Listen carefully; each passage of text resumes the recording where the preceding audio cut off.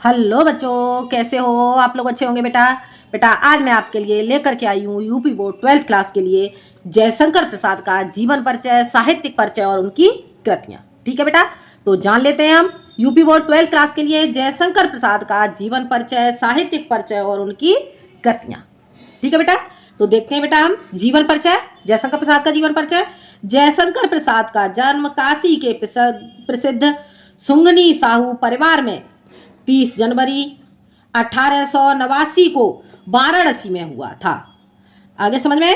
जयशंकर प्रसाद का जन्म काशी के प्रसिद्ध सुंगनी साहू परिवार में 30 जनवरी 1889 को वाराणसी में हुआ था। इनके पिता देवी प्रसाद साहू एवं बड़े भाई का स्वर्गवास इनके बचपन में ही हो गया था। पिता ने प्रसाद की शिक्षा दीक्षा की उचित व्यवस्था की थी। पिता ने प्रसाद की शिक्षा दीक्षा की उचित व्यवस्था की थी, किंतु उनके निधन के पश्चात प्रसाद जी की शिक्षा सुचारू रूप से नहीं चल सकी। इन्होंने घर पर ही अंग्रेजी, हिंदी, बांग्ला एवं संस्कृत भाषा का ज्ञान प्राप्त किया।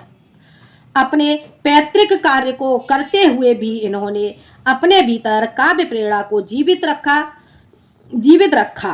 अत्यधिक श्रम तथा जीवन के अंतिम दिनों में राज्य क्षमा से पीड़ित होने के कारण 14 जनवरी 1937 ईस्वी में 48 वर्ष की अल्पायु में ही इनका निधन हो गया। आगे बेटा समझ में। तो ये जयशंकर प्रसाद का जीवन परिचय था। एक बार फिर से हम इसे समझ लेते हैं। जयशंकर प्रसाद का जन्म काशी के प्रसिद्ध सुंगनी साहू परिवार में 30 जनवरी 1889 को वाराणसी में हुआ था। हो गया क्लियर बेटा। जयशंकर प्रसाद का जन्म काशी के प्रसिद्ध सुंगनी साहू परिवार में 30 जनवरी 1889 को वाराणसी में हुआ था। इनके पिता देवी प्रसाद साहू एवं बड़े भाई का स्वर्गवास इनके बचपन में ही हो गया। ठीक है बेटा, इनके पिता और देवी प्रसाद साहू एवं बड़े भाई का स्वर्गवास इनके बचपन में ही हो गया था। पिता ने प्रसाद की शिक्षा दीक्षा की उचित व्यवस्था की थी। पिता ने प्रसाद की शिक्षा दीक्षा की उचित व्यवस्था की थी, किंतु उनके निधन के पश्चात प्रसाद जी की शिक्षा सुचारू रूप से नहीं चल सकी। इन्होंने घर पर ही अंग्रेजी, हिंदी, बांग्ला एवं संस्कृत भाषा का ज्ञान प्राप्त किया।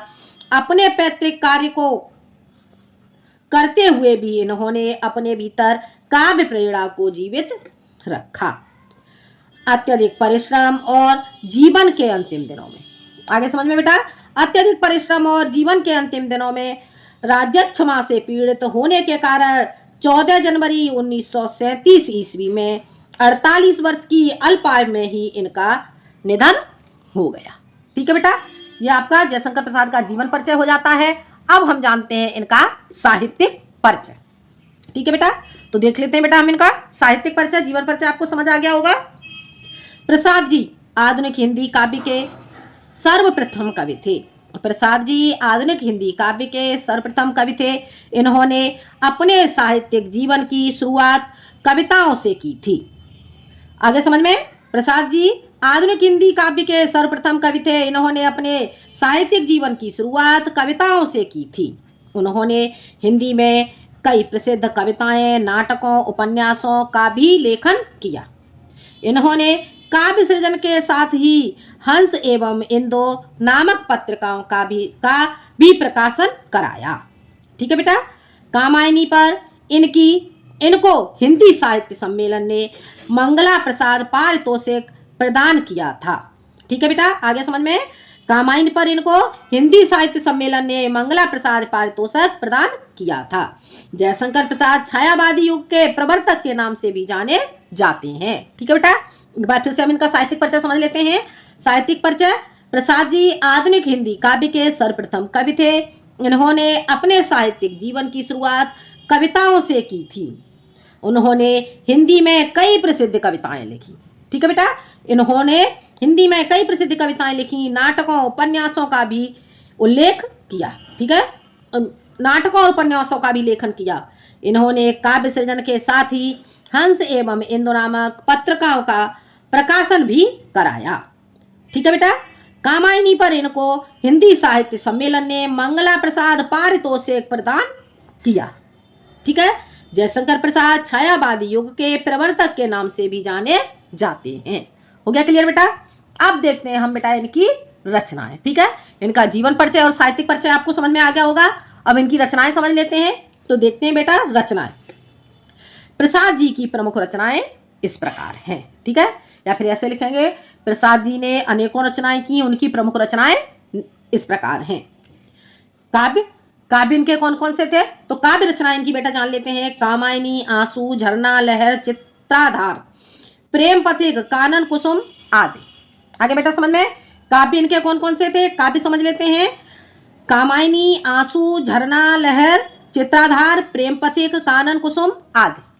ठीक है बेटा, ये इनके काव्य हो जाते हैं। आगे नाटक, नाटक कौन कौन से लिखे थे इन्होंने? तो नाटक देखते हैं बेटा इनका, स्कंदगुप्त, चंद्रगुप्त, ध्रुव स्वामिनी, राजश्री आदि। ठीक है बेटा, स्कंदगुप्त, चंद्रगुप्त, ध्रुव स्वामिनी, राजश्री आदि। ठीक है, अब इसके बाद जानते हैं बेटा कहानी संग्रह। कहानी संग्रह, आकाशदीप, छाया, इंद्रजाल, आंधी। ठीक है बेटा, कहानी संग्रह, कहानी इनकी कौन कौन सी हो जाती हैं? आकाशदीप, छाया, इंद्रजाल, आंधी। ठीक है बेटा, ये इनकी कहानियां हो जाती हैं। उपन्यास, कंकाल और तितली। ठीक है, उनके उपन्यास कौन कौन से हो जाते हैं? उपन्यास हो जाते हैं इनके कंकाल और तितली। ठीक है बेटा, आगे देखते हैं निबंध। जयशंकर प्रसाद ने निबंध कौन कौन से लिखे? तो इनके निबंध हो जाते हैं काव्य और कला। ठीक है बेटा, तो ये हो जाता है बेटा आपका जयशंकर प्रसाद का जीवन परिचय, साहित्यिक परिचय और रचनाएं। ठीक है बेटा, वीडियो पसंद आए तो लाइक करें, शेयर करें और सब्सक्राइब करें। आज के लिए इतना ही, मिलते हैं अगले वीडियो में एक नए टॉपिक के साथ। जब तक के लिए धन्यवाद।